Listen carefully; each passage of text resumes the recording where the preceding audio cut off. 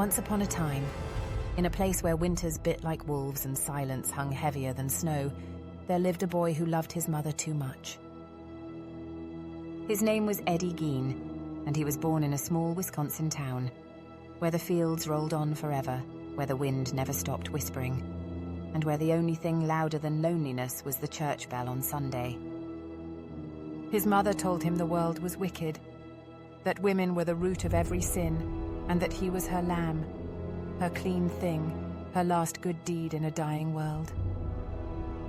Her name was Augusta, and she was not a woman given to softness. She believed that every pleasure was a poison, that every smile carried temptation. She was the storm that raised him, and he learned early to fear the calm. Eddie's father drank himself away. His brother burned in a fire that no one really questioned. And then his mother, the sun and moon of his small, dim world, died. And when she went into the ground, something in Eddie stayed buried with her. After that, the farmhouse, on the edge of Plainfield, became a place of ghosts. Eddie locked his mother's room and left it spotless. Curtains drawn, air frozen in time. The rest of the house rotted into ruin.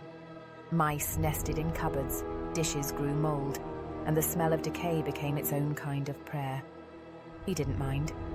He liked it quiet. He liked the way her voice still lived in the walls.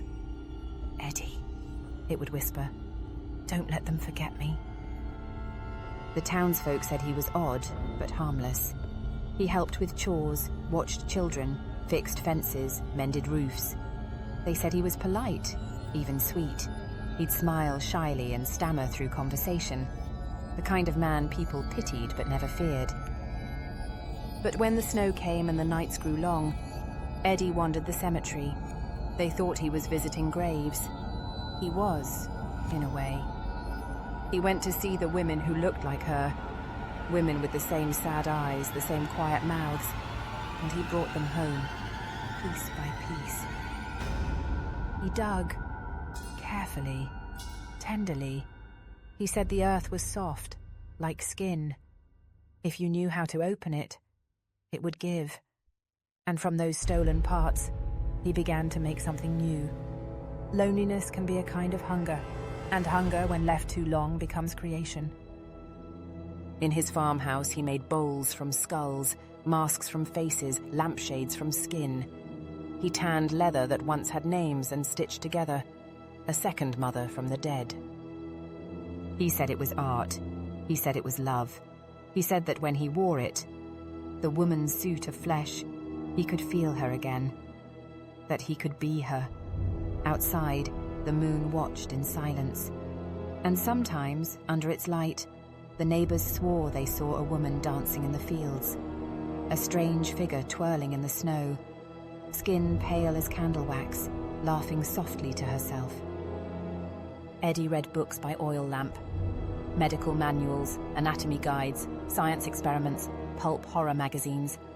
He wanted to understand the body. He wanted to understand her, and himself. And perhaps he wanted to understand why the world was so cold. But the world was watching, even if it didn't yet know it. In 1954, a tavern keeper named Mary Hogan vanished. She was bold, brassy, and kind. Everything Augusta had hated. Eddie often said she reminded him of his mother, though he said it softly, with a smile that didn't quite fit his face. People joked that maybe Eddie had taken her home. People always joke before they start to scream. 3 winters later, another woman disappeared.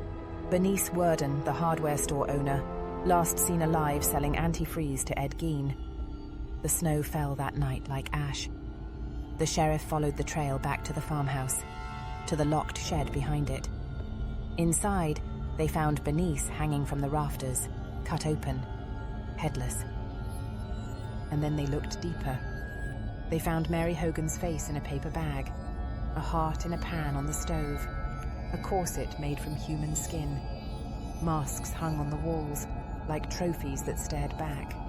A chair covered in human leather, a belt stitched from body parts, and in the corner, a box of lips strung like charms. The officers who walked in that night were never the same. One of them, years later, said that even the silence screamed. When they found him, Eddie didn't run. He didn't even seem frightened.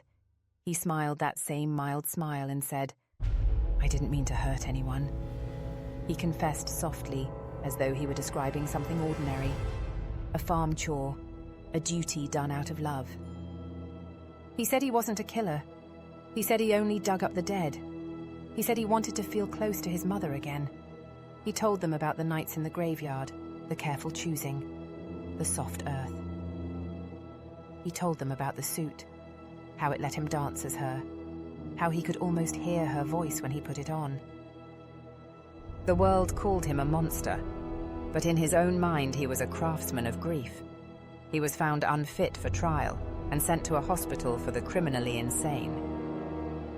There he tended the gardens, read the Bible, smiled at nurses.